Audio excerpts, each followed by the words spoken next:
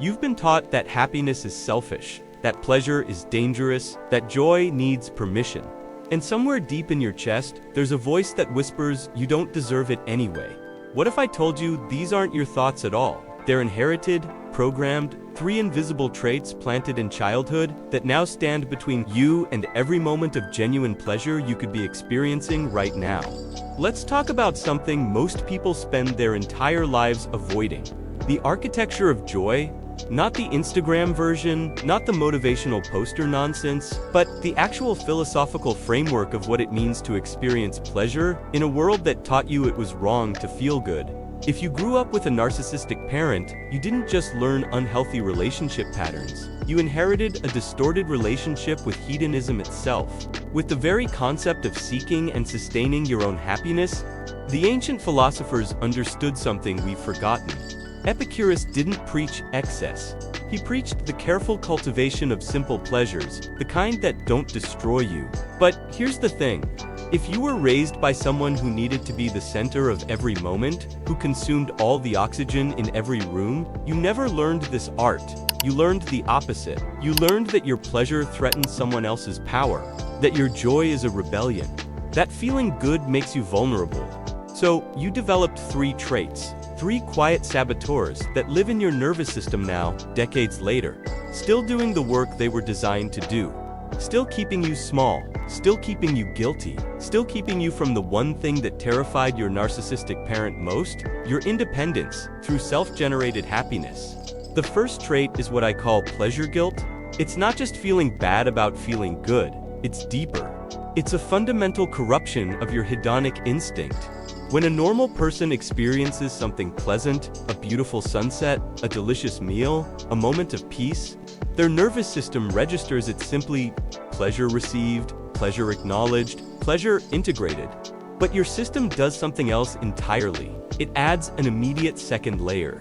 A reflexive voice that says, this is too much, or I don't deserve this, or someone else needs this more than I do, or this won't last, or I should be doing something productive instead. You've turned pleasure itself into a moral question. And that's exactly what you were trained to do. Because in a household with a narcissistic parent, your happiness was never just yours. It was always contextualized by their mood, their needs, their fragile ego. If you were happy when they were miserable, you were being insensitive. If you were excited about something they didn't care about, you were being selfish. If you experienced joy they couldn't control or claim credit for, you were threatening the entire family equilibrium. Epicurus said the greatest fruit of self-sufficiency is freedom, but you were never allowed to be self-sufficient in your joy. Your emotional state always had to orbit theirs. So now, even when you're alone, even when you're far away from them, even when they're gone, you still can't just enjoy something. You still need permission that will never come. You still perform this strange ritual of emotional self-flagellation before you allow yourself even the smallest pleasure. And then you wonder why happiness feels exhausting. This isn't poetic language, this is neurological reality.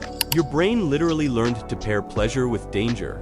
Every time you felt good as a child and got punished for it, either directly or through the subtle withdrawal of approval, your amygdala recorded that association. Pleasure equals vulnerability. Pleasure equals attack. Pleasure equals abandonment. So now your own happiness triggers your threat response. Your body treats joy like an emergency. Think about the last time you did something purely for yourself. Something that served no practical purpose. Something that didn't make you more productive or more attractive or more successful. Something that was just pleasurable. How long did you let yourself stay in that moment before the guilt crept in? Before you started thinking about what you should be doing instead? Before you started minimizing the experience, telling yourself it wasn't that great anyway, already preparing the defense for why you deserved this small moment of peace? And if you're sitting there thinking you don't even remember the last time you did something purely for pleasure, well, that's the point. That's how complete the sabotage is. You've become so efficient at denying yourself that you don't even register the denial anymore. It's just how you live. It's just who you are. Except it isn't. It's who you were trained to be. The second trait runs even deeper. I call it conditional presence. You've learned to experience your own life through a filter of worthiness that updates in real time. You're present in moments only to the degree that you feel you've earned them. This is where philosophy meets psychology in the most devastating way possible. Hedonism, in its truest philosophical sense, isn't about excess or indulgence. It's about the pursuit of pleasure and the avoidance of pain as fundamental goods. But notice the word pursuit. It assumes you believe you have the right to pursue. It assumes you believe pleasure is available to you. It assumes you inhabit your own life as a full participant, not as someone waiting to be granted access. You don't live that way. You live perpetually on probation. Every moment of potential joy is contaminated by an internal audit. Have I been good enough? Have I worked hard enough? Have I pleased enough people? Have I proven my worth sufficiently to deserve this feeling? And since those standards were set by someone who could never be satisfied, since the goalposts were always moving, you never actually arrive at worthiness. You just keep performing for an audience of one. The internalized voice of that parent who taught you that your existence was conditional. So you're there, but you're not there. You're in the moment, but you're also outside of it, judging it, measuring it, wondering if you're experiencing it correctly, anxiously checking whether you've done enough to be allowed to feel this. Nietzsche talked about becoming who you are, but you're so busy justifying who you are that becoming is impossible. You're frozen in this strange state of perpetual audition for your own life. This is why vacations feel like work, why relaxation feels like failure, why hobbies feel like obligations, why love feels like debt. Because you can't just be in any experience. You have to earn it, qualify for it, defend your right to it, prove you're not being selfish or lazy or indulgent. You've turned existence itself into a performance review where you're always falling short. And here's the philosophical tragedy. The Stoics talked about amor fati, loving your fate, accepting what is, but you can't love what you won't let yourself fully inhabit. You can't accept a reality you're constantly trying to prove you deserve. You're trapped in this exhausting loop of seeking permission to exist from a ghost that will never grant it. Let me ask you something. When was the last time you were completely present in a good moment without simultaneously thinking about how long it would last, whether you deserved it, what you'd have to do to earn the next one? When was the last time pleasure was just pleasure? Not a test, not a transaction, not a careful negotiation with your own internalized judge. If you're finding these questions uncomfortable, good. That discomfort is the gap between who you are and who you were trained to be. And if these reflections are cutting close, maybe it's time to be part of a community that understands this depth. You know where that button is? The third trait is what I call joy fragility. You've learned to treat happiness as inherently unstable, something that must be protected through constant vigilance, or else it will be destroyed. This isn't caution. This isn't wisdom. This is trauma masquerading as personality. Children of narcissistic parents learn early that good things get taken away. Not randomly, purposefully. Your happiness was too loud, too independent, too much about you. So it got interrupted, diminished, or turned into a weapon against you. You learned that joy makes you a target, that the higher you fly, the harder you'll fall. That showing excitement gives someone else the map to hurt you. So you developed this strange relationship with positive experience. You learned to keep it small, to hide it, to never trust it, to always be waiting for the other shoe to drop. The ancient Stoics called this negative visualization, imagining the worst to prepare yourself. But they used it as a practice, a tool for building resilience. You use it as a constant state of being. You live in perpetual anticipation of loss. This is why you can't fully celebrate success. Why you downplay good news? Why you're already thinking about what could go wrong when something goes right? Why you keep one foot out the door in relationships? Why you never fully commit to happiness? Because happiness, in your experience, has always been the setup for pain. Joy has always been the bait in a trap. Pleasure has always been permission someone could revoke at any moment. Epicurus distinguished between natural and necessary pleasures.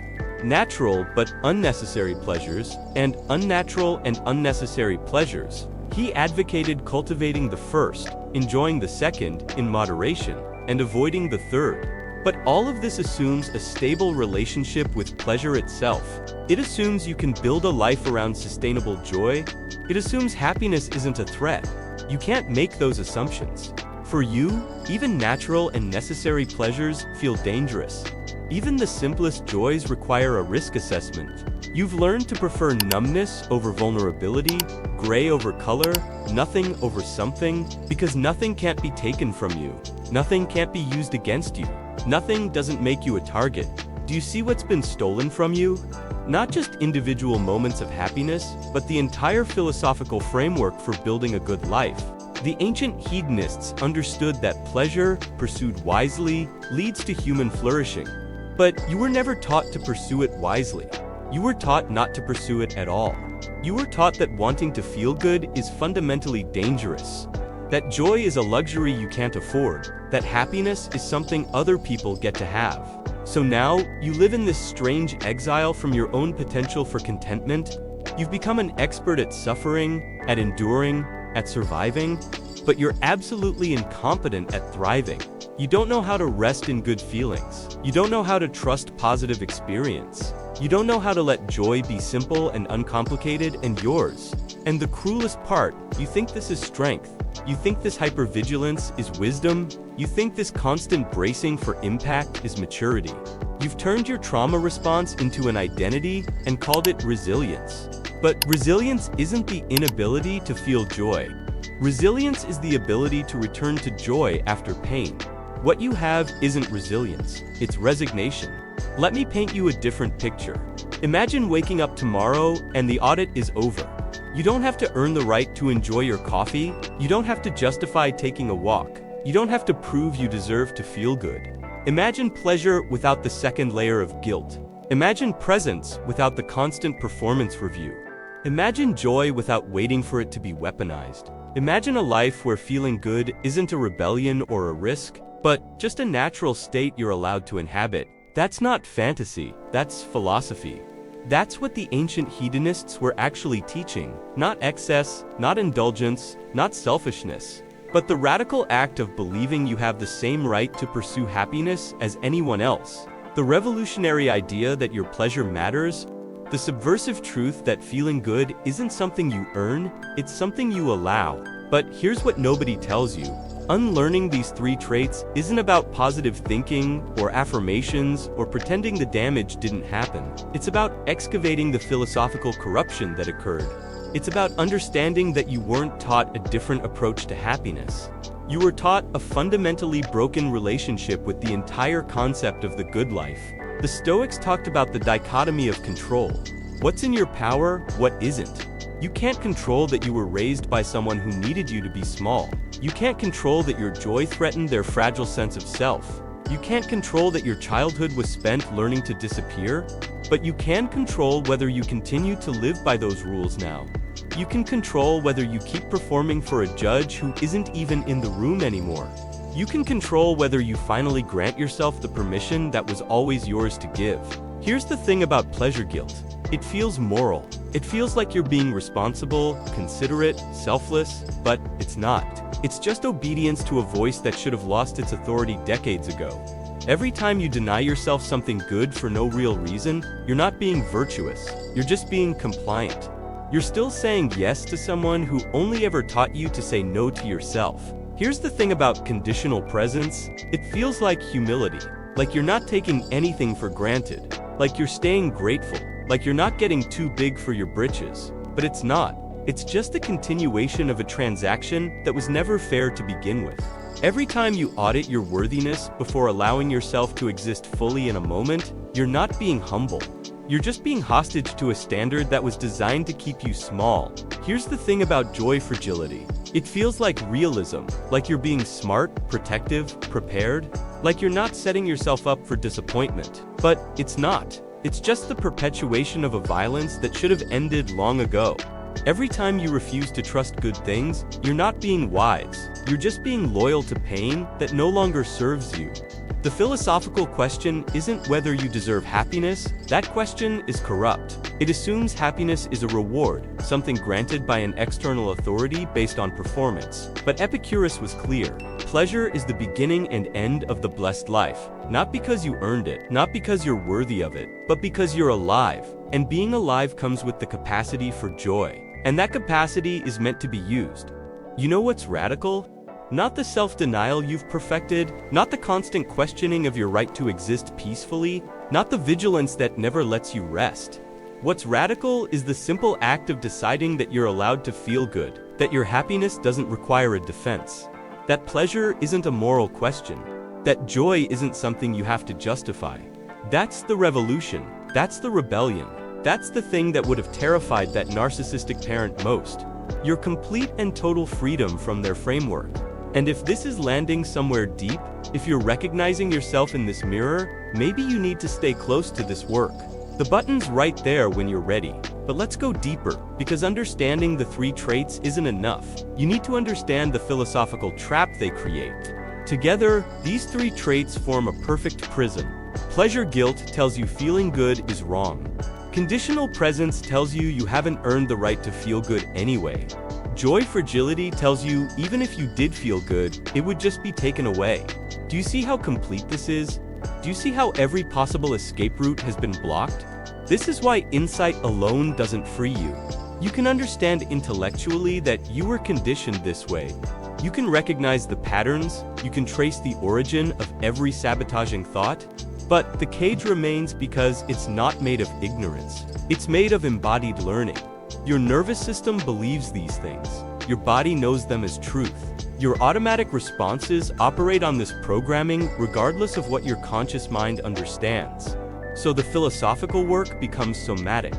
It becomes about retraining your actual nervous system to tolerate pleasure, to survive presence, to trust joy.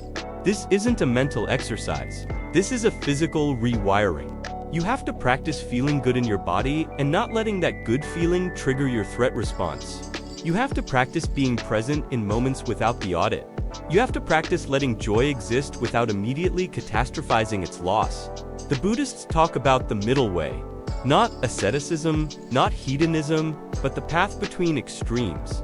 But you don't live at an extreme. You live in deprivation disguised as moderation.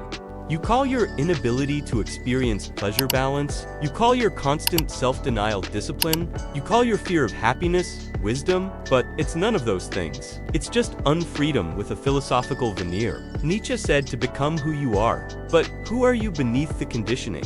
Who are you without the voice telling you that joy is dangerous? Who are you if you're not constantly calculating whether you deserve to exist? Who are you if happiness doesn't require a defense? That person exists, but you've never met them.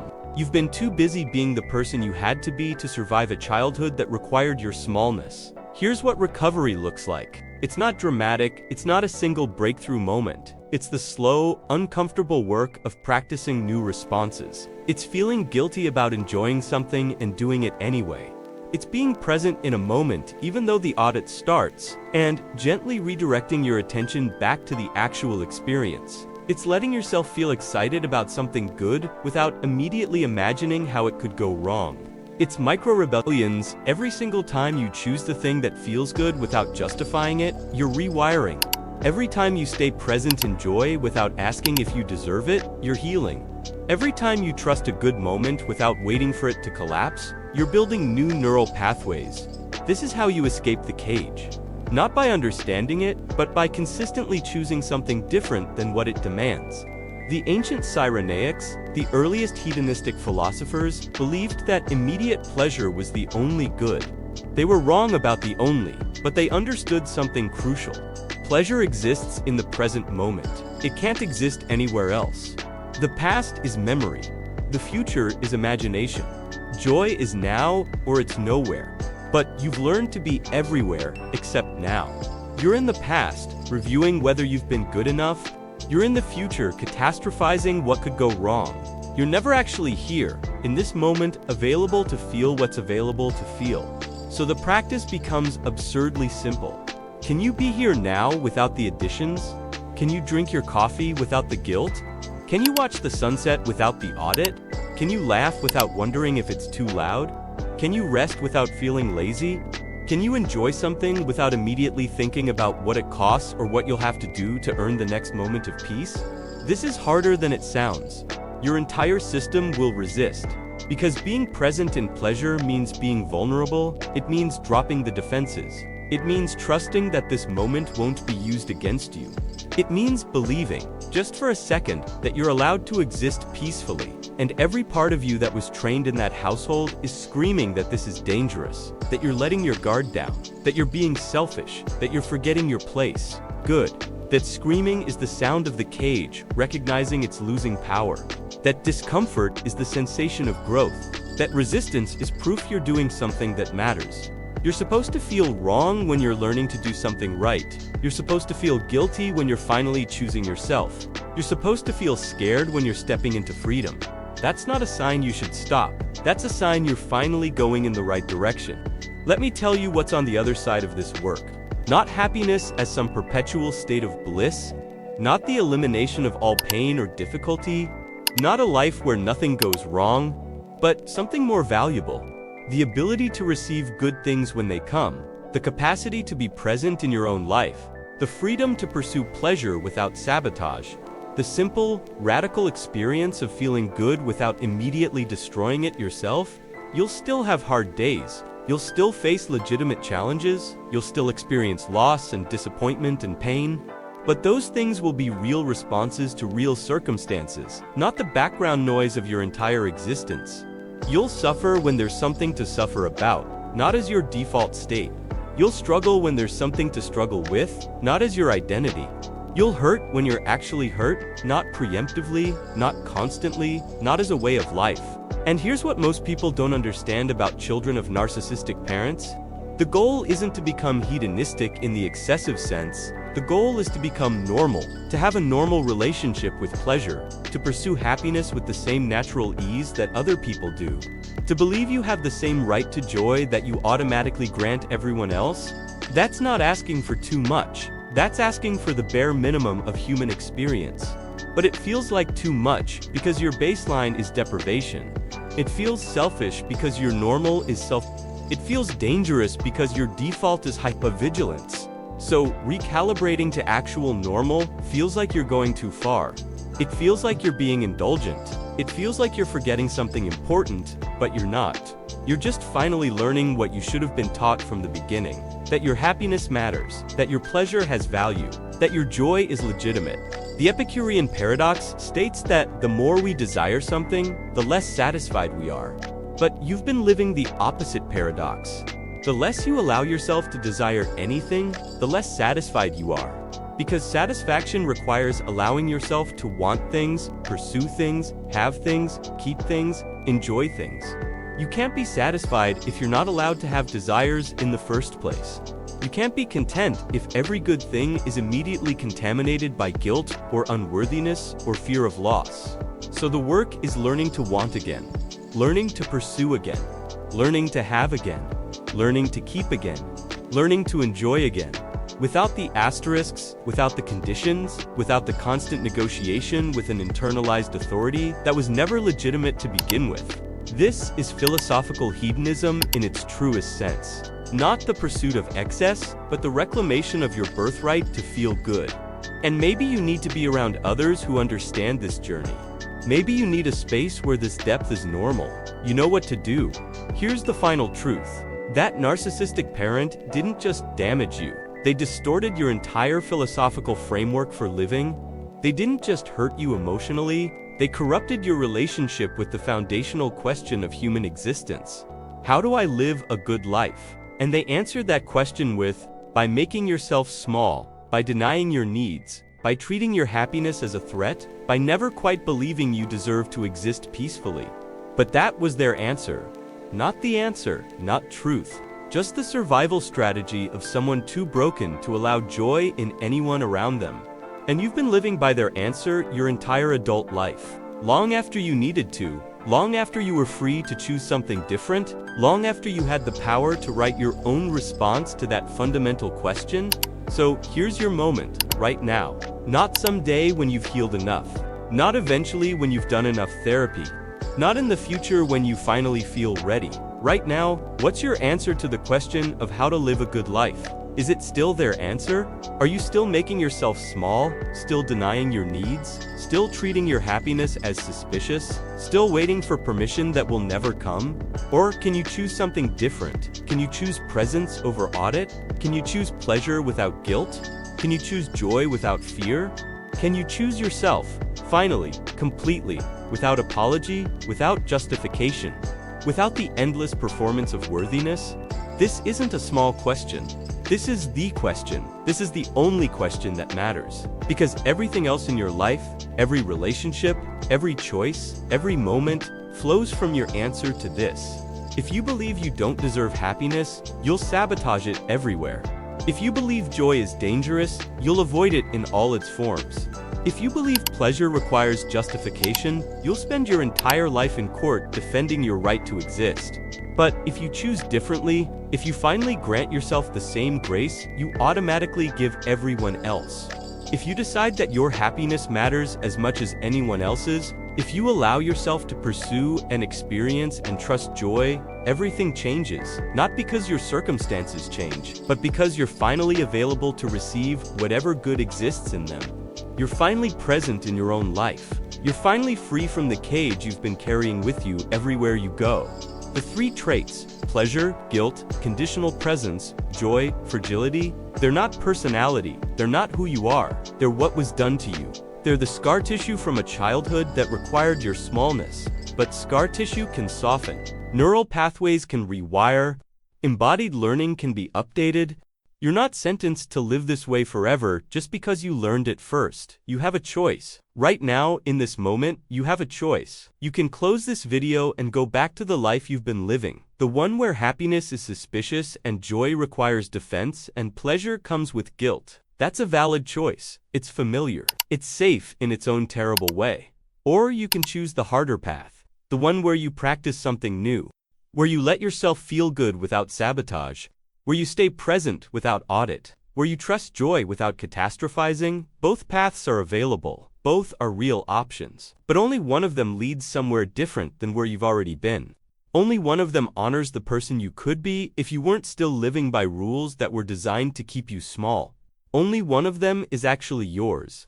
The ancient philosophers promised that the examined life is worth living, but you can't examine what you won't acknowledge. You can't question beliefs you don't recognize as beliefs. You can't change patterns you think are personality. So maybe the real work starts here, with seeing the three traits clearly. With recognizing them not as who you are, but as what you were taught. With understanding that you've been living by someone else's philosophy, and it's finally time to choose your own. What's your philosophy of joy? Not theirs, yours. What's your relationship with pleasure? Not the one you inherited. The one you're choosing now. What's your answer to the question of the good life? Not the answer you were given, the answer you're writing? This is where freedom lives. Not in the absence of conditioning, but in the conscious choice to override it. Not in never feeling the guilt or the unworthiness or the fear, but in feeling them and choosing differently anyway.